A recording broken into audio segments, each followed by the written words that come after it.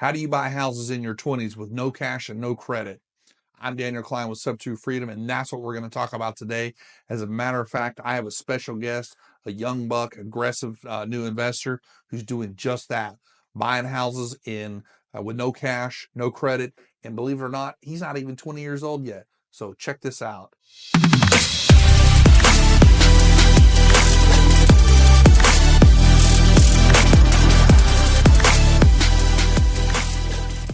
So this is my special guest. This is Daniel Kline Jr. Daniel, how old are you? I'm 19. How old were you when you got started in real estate? I was 18. Okay. How much cash did you have in the bank at the time? None. None? How much credit did you have? None. Well, at 18, I mean, you hadn't even had time to build your credit, had you? Yep. Okay. So you graduated on a Friday. You woke up on a Monday, and did you take the summer off after your senior year? No, I didn't. No. What did you decide you wanted to do? Start investing in real estate. I didn't want to go to college. I started lifestyle, and I wanted to replicate it for myself. Okay, cool. All right. So, start training you on how to buy houses. What was the first thing that we talked about? How do we find sellers? Marketing. Marketing. Market to find sellers. So, what was the first marketing avenue that you chose to utilize? Craigslist. Craigslist. Okay. Craigslist. So you put an ad out on Craigslist. Yep. How much did that cost you? $0. $0. Zero. Okay. And what happened? Did you get any calls? Yeah, I got a call from a gentleman out in Bedford, Texas, that he wanted to sell his house. Okay. And what was he asking? He was asking $140,000. $140,000. And so, how did you know that was a good deal? I went on to Zillow, and the Zestimate, according to Zillow, was $500,000. Wow. Okay. Well, hey, that's a pretty good clue, right? Guy's asking $140,000 on a $500,000 house. Mm-hmm. I'd say that's a decent deal. Yeah. So you set an appointment with the guy, and you went out there, and what did you see? The first thing you saw when you pulled up to the house? I saw 4 patrol units, a bunch of cops. A bunch of cops. Yeah. What were they there for? I think they were there because there was a call about an active burglary on the house. Burglaries. Oh, okay. Was that house boarded up? Yes, it was. Boarded up. Okay. What was the interior like when you got it unboarded? There was junk everywhere. I mean, just up to here. Really? Trash. Okay. All right. And so I think this was, I think you told me this was a probate deal. Someone had passed away. And left all the belongings behind. Yeah. Left all the, oh, wow. Okay.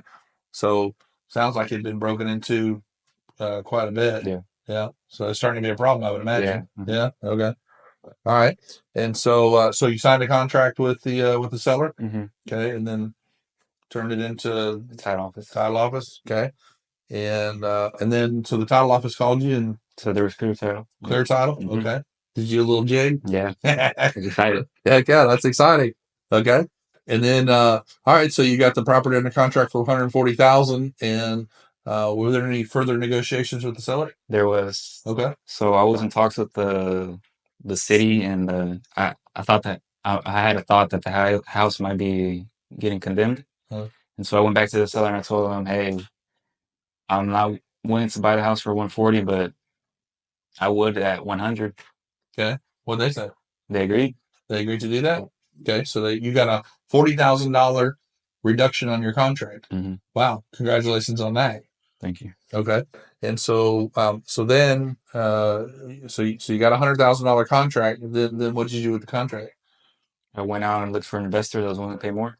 Okay. So who'd you find? What were they willing to pay? Did you find an investor? Yeah. Okay. What were they willing to pay? $275,000. Wow. Okay. So you have the property under contract for $100,000. You find an investor that's willing to pay $275,000.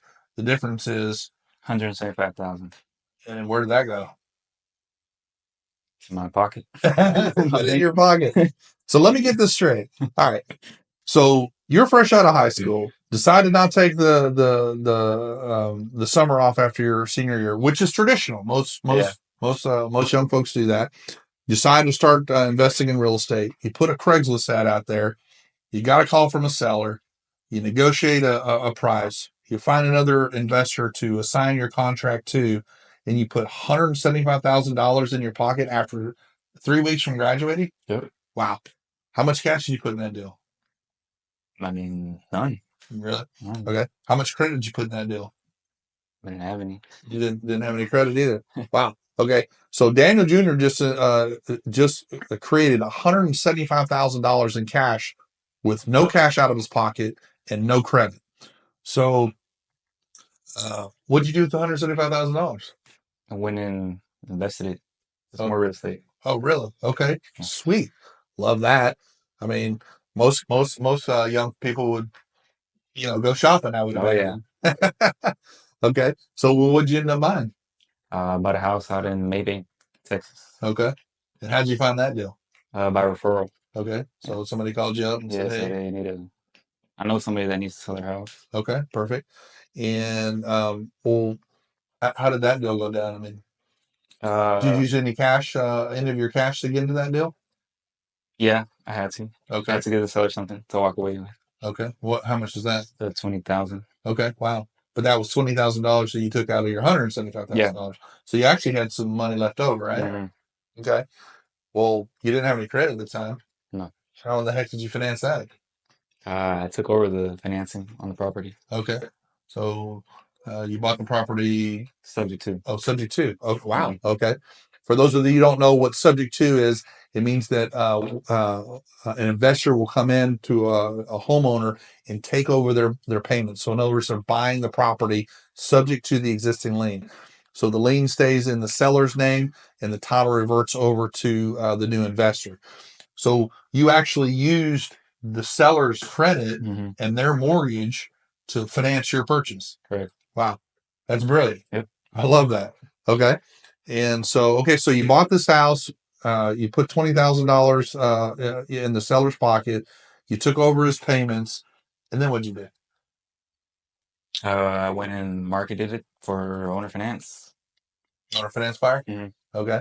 So for those of you who don't know what owner financing is, it's where an investor will carry the financing for a buyer. So we look for a buyer that has a down payment and can maintain the monthly payments, but they don't qualify for traditional mortgage. So in other words, they can't go to the bank to get a mortgage or a loan.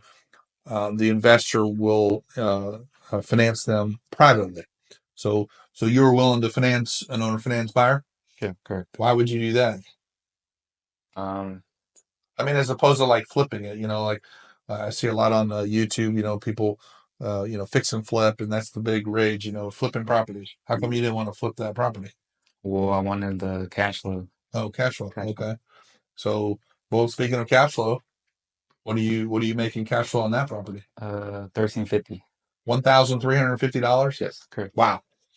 So your owner finance buyer makes a payment.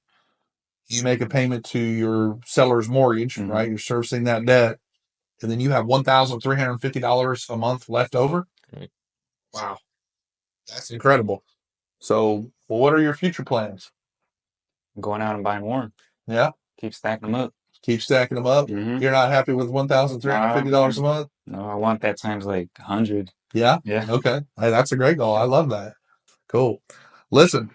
In 2024, it is possible to buy houses with no money out of your pocket, no credit. We just talked about two different strategies for purchasing homes.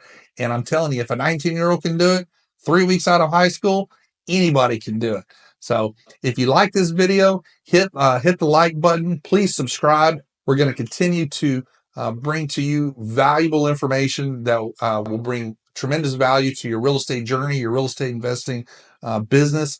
And also check out the description. We have a bunch of free stuff there that I think that will be valuable to you in your business. We really appreciate you checking out this video.